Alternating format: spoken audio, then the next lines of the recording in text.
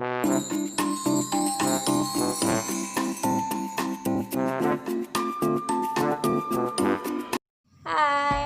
sini dengan saya Yumima Anindya dari mahasiswa Sekolah Tinggi Teologi Baptis Indonesia Semarang, mau berbagi kepada kalian semua tentang pendampingan gembala sidang terhadap jemaat yang terkena dampak COVID-19. Dimana kita tahu di tengah-tengah kondisi pandemik COVID-19 ini, Corona ini, kita melakukan banyak penyesuaian, dimana kita banyak ada situasi perubahan dalam kita bersosialisasi dan juga yang lain sebagainya, dalam beribadah dan juga yang lainnya. Nah, jadi di sini kita mungkin merasakan ketakutan, gelisah, mungkin down, yang kondisi kita saat ini di mana kita merasa tidak bebas untuk melakukan segala aktivitas kita gitu ya. Bahkan ada juga yang terkena dampak baik secara sosial, ekonomi, kesehatan, dan aspek yang lainnya. Contohnya seperti kalau dampak dari COVID-19 ini dalam bidang sosial, kita bisa tahu di mana saat ini kita tidak bisa bersosialisasi dengan teman-teman kita dan yang lainnya. Kita dengan saudara kita pun kita tidak bisa secara langsung bersosialisasi tatap muka gitu ya.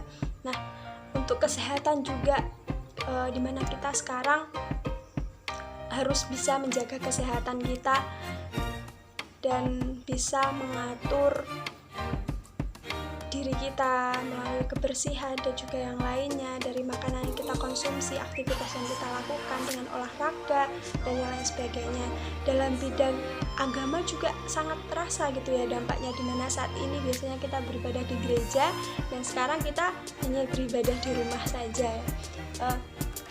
Dalam bidang lainnya juga mungkin kita juga merasakan seperti bidang ekonomi yang saat ini kita rasakan. Indonesia ini sedang mengalami penurunan yang sangat drastis gitu ya. Gereja-gereja juga sedang mengalami krisis ekonomi yang saat ini terjadi dan dirasakan banyak orang. Nah, terus bagaimana sih pendampingan oleh gembala sidang, pendeta untuk jemaat atau orang-orang yang sekarang terkena dampak pandemi COVID-19 ini? Bagaimana sih respon gembala sidang? Bagaimana mereka meresponi hal ini gitu ya? Bagaimana meresponi keberadaan Corona ini yang sekarang berada di Indonesia ini, yang sangat membuat semua orang merasa bingung. Oke, jadi bagaimana sih caranya? Yaitu bagaimana seharusnya sikap gembala sidang dalam merespon hal ini. Apa yang harus dia lakukan untuk tetap mendampingi jemaat-jemaatnya. Nah, di sini seperti tetap melakukan pendekatan seharusnya terhadap kehidupan rohani jemaat, dimana kita tahu sekarang kan kita sebagai orang percaya hanya bisa berada di rumah. Mungkin ada beberapa gereja yang tidak bisa melaksanakan ibadah secara langsung bersama-sama di gedung gereja. Nah, seharusnya gembala sidang di sini harus melakukan pendekatan terhadap kehidupan rohani jemaat dengan memberikan pelayanan semaksimal mungkin dan memberikan pelayanan yang terbaik. Contohnya nih, dengan cara melakukan pendampingan, pendekatan melalui media sosial yang ada yang bisa kita lakukan, dan mungkin kita bisa men-share informasi berkaitan dengan pertumbuhan rohani gitu. Contohnya kita sebagai gembala sidang mungkin bisa mengirimkan saat teduh atau renungan-renungan lainnya kepada jemaat melalui grup gereja yang ada atau grup lainnya.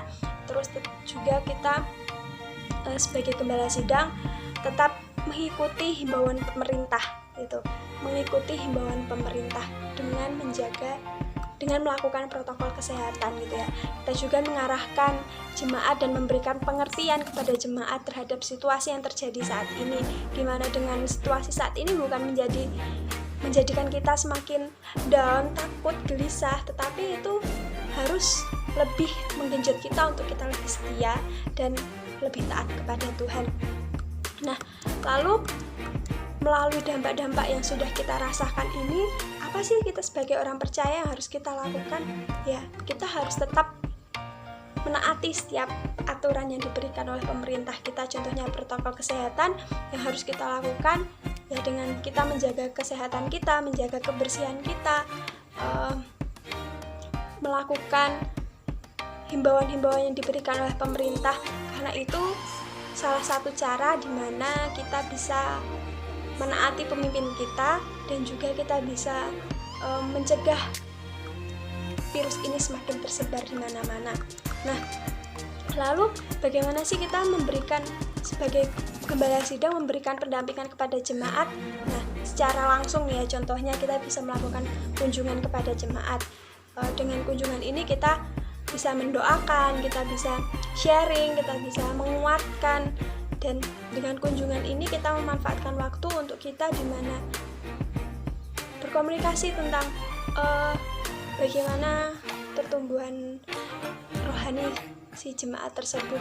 Apakah persekutuan yang tidak dilakukan di gereja itu tetap dilakukan di rumah dengan rutin dan setia.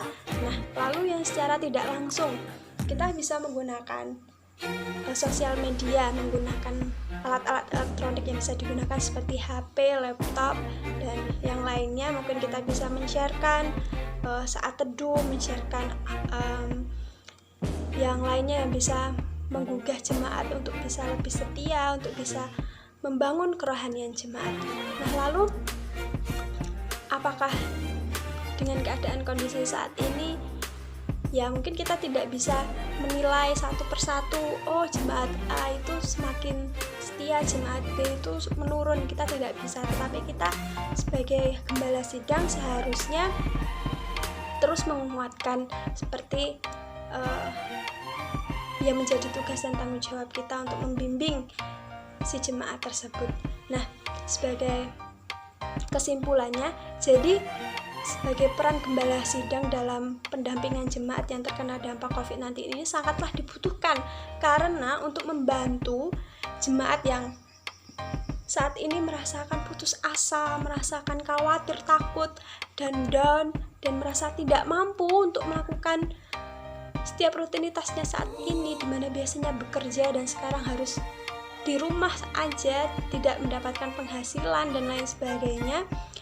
Ini seorang gembala sidang sangatlah dibutuhkan gitu, sangatlah menjadi dampak untuk menjadi sorotan sebagai pertumbuhan rohani jemaat. Dan ini yang harus gembala sidang lakukan untuk membantu mereka. Jangan sampai dengan kondisi saat ini gembala sidang hanya diam saja ya udah gitu. Bahkan jangan sampai orang-orang yang sudah Tuhan percayakan kepada kita itu semakin turun kerohaniannya, semakin mundur dalam kerohaniannya, dan mengalami kemunduran rohani. Ini yang bisa membuat sedih itu untuk jemaat-jemaat yang lain gitu, dimana yang kita harapkan kita semakin bertumbuh, malah banyakkan anak Tuhan yang merasa putus asa dan meninggalkan Tuhan. Jangan sampai ini terjadi. Nah, semoga apa yang saya sampaikan pada hari ini itu dapat bermanfaat untuk mungkin teman-teman, Bapak, Ibu, Saudara, Tante, Om yang melihat, supaya kita bisa saling menguatkan satu dengan yang lain, kita bisa saling mendoakan, kita bisa saling memberi support kepada saudara-saudara kita. Nah, mungkin dengan keadaan seperti ini, kita terus bisa melakukan apa yang menjadi tugas dan tanggung jawab kita sebagai orang percaya, di mana kita harus tetap mengabarkan Injil, di mana kita juga harus peduli terhadap orang-orang di sekitar kita, sesama kita yang ada di sekitar kita. Nah, jadi apapun yang bisa saya sampaikan pada saat ini, kiranya itu dapat memberkati saudara-saudara sekalian, dan bila ada kata dan salah saya minta maaf. Terima kasih, Tuhan memberkati. Bye-bye.